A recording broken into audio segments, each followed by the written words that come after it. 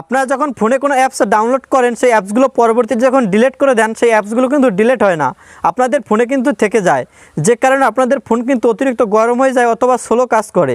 তো কীভাবে সেই অ্যাপসগুলো পার্মানেন্টলি ডিলিট করবেন আমি দেখিয়ে দিচ্ছি। এরকম ইম্পর্টেন্ট ভিডিও দেখতে আমার আইডিকে ফলো করে রাখুন, যা আপনার অনেক কাজে আসবে।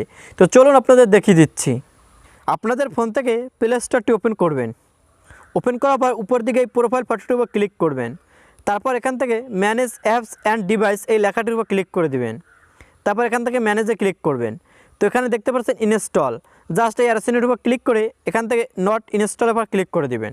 ক্লিক করার পর এখানে দেখতে পারবেন যে অ্যাপসগুলো আপনি আগে ডাউনলোড করেছিলেন পরবর্তীতে ডিলিট করে দিয়েছেন, সমস্ত অ্যাপগুলো কিন্তু এখানে দেখতে পারবেন। তারপর আপনি এই অ্যাপসগুলো ডিলিট করার জন্য জাস্ট এই পাশে যে খালি ঘর দেখতে পাচ্ছেন জাস্ট এরকমভাবে টিকমার্ক করে দিবেন।